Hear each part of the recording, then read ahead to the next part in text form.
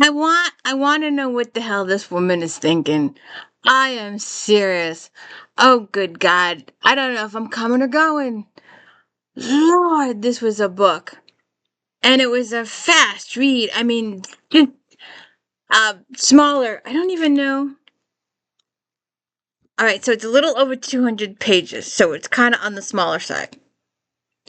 And it's, I don't even know. Oh, good God. All right. So this is the D. Louise book series. I'm Christina, Tina. This is where we read books, talk about books, no special effects, no theme music, none of that fancy schmancy stuff going on here. And I just literally finished this book. And it took me a couple hours. And, all right. So Ursula is our heroine. And she's the half sister of Queen Elizabeth. And she's friends with Cecil, her secretary, who's now been promoted to Burgley or whatever. And Walsingham is another one up there with the works with the Queen. And then you've got her servants. You've got Broccoli and Dale. And then Sybil and Gladys are like companions. And Harry, her son, who's like 5'6" now. And that's your core. Oh, shoot, I got an itch. And it's just, oh, good God. I don't even. All right, let's just. I didn't even print my notes out, which I should have done. It's my fault. But Jesus, the sun has just hit me just right. Um, all right, let's see if I can do this from the beginning. Be prepared for spoilers. I won't tell you how it ends. So Ursula, this guy comes to her house, unknown to her. This guy and his son come, and they propose marriage. They know she's looking for a husband. And she's like, no. And a couple days later, this other guy shows up, this French guy, Renard, and his manservant or best friend, and his priest. And they've gotten a letter from Queen and Cecil saying that she should consider this guy's marriage because it would be a good liaison, a good bridge or political relationship or political marriage or whatever. And she's really, really, no. But she goes up to England, to London, talks with everybody in person. They're like, she'd be doing for the greater good, blah, blah, blah. This would be relations, this would be good for that. So she goes back and she's like, okay, I guess I'll have to marry you. I don't want to, but I guess I have to. And then she's like having second thoughts, triple thoughts, fourth, fifth, sixth thoughts. And in the middle of the night before the wedding, she's talked herself completely out of it, going, there is no way in hell I can do this. So she goes and she wants to have a talk with the guy. And he's not there. Apparently, Sybil, her companion, her daughter Ambrosia, and the captain have run off. They've supposedly gone to elope. And in the interim of all this guy Spelton shows up and he works for the Queen, and he's gets paid quite a bit of money for doing stuff for her. And Ursula has him because she trusts him. Would you go to France for me and just make sure that Matthew is really deceased? Because Matthew was her second husband, and that's Harry's biological father. And Matthew agrees to do this. So, a whole bunch of stuff goes on in the household after Matthew leaves. And Ursula, I'm screaming at Ursula, I scream at Ursula more in this book than I do in the others up to this day. What the F are you thinking? Listen to the woman. She heard some valuable information and you don't want to hear it? Well, Ursula, you deserve what you get. You know what you get? You get a lifetime of guilt because the woman is killed because you refuse to listen to her. She's killed. She's murdered. Because you, Ursula, were on your effing high horse and I don't want servants listening at doors. So the woman gets murdered. So Ursula has to deal with her guilt over the situation because she didn't listen to the woman and take the time to pay attention. This is a servant that was serving her loyalty, that was a good servant, etc., etc., etc. Whole rant there. Major rant, picture rant. So in the meantime, the servant's husband, Ben, Ursula goes, did she tell you what was said? And he's like, yes, she told me. So he tells Ursula, and then Ursula's like, oh, good God. Then they find a burnt letter in the fireplace, in the Renard's room, and they're like, oh, good God. And so they decide, because Sybil is just like, Ambrosia, my daughter ran off, blah, blah, blah, blah. We gotta go get him. And she won't let off. She's absolutely will not let off, to the point where Ursula is just like, okay. So, they head off, they follow Renaud's path, and they get to this house, and, they are told, okay, they are told, yes, they stopped here on their way to the Dover for the ship. They spent the night, but they moved on yesterday. They are no longer here. So Ursula and her people have to hang out because the weather's getting kind of bad and it's getting kind of late. And then they start to see stuff and spot stuff and hear stuff and determine you're lying. You, my host, are lying your butts off. And they discover that the Count's, Renard's buddies, one of them is there, and they torture the guy to get the information from him.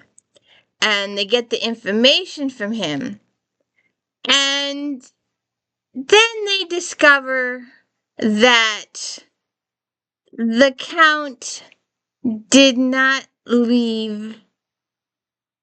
Alright, so the Count and Ambrosia ran away, and this other guy is still here as a diversionary tactic.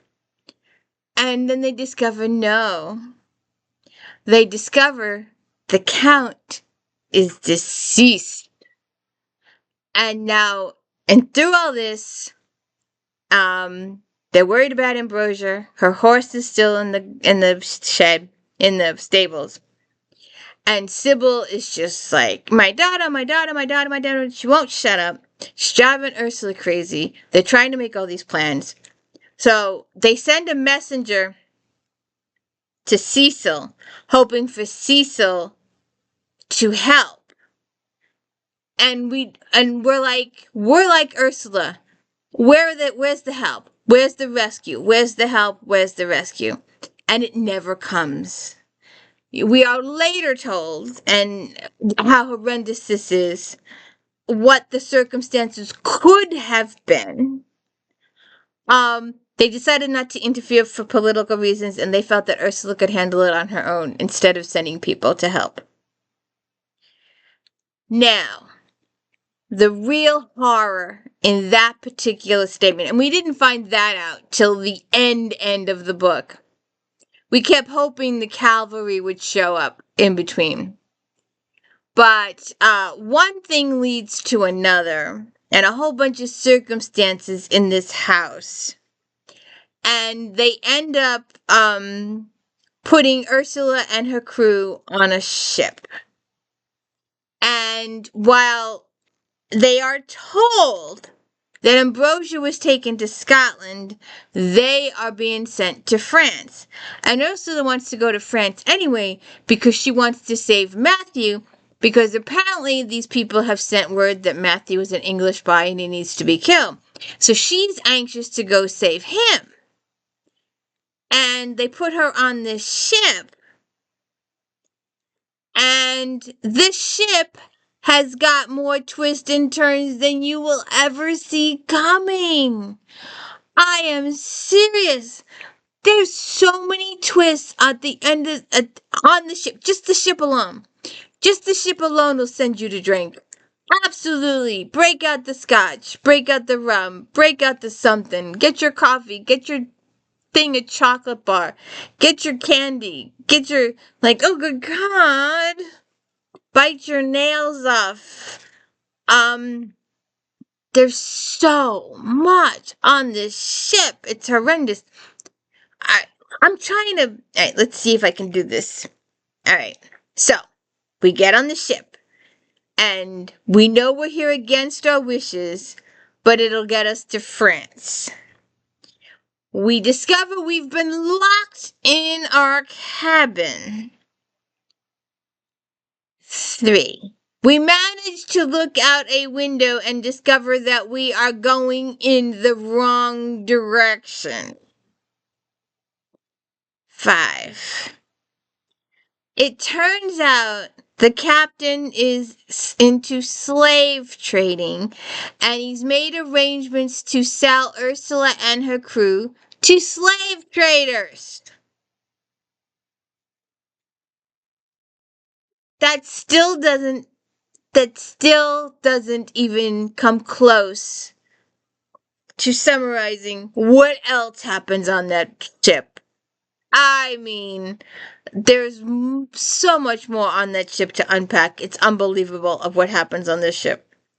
So let's say there's at least 3, 4, 5 more stuff that happens on the ship. And one thing leads to another, and they do finally get things worked out, and they end up going home, back to England, back to London, back to Hawkswood. And she's sending letters everywhere.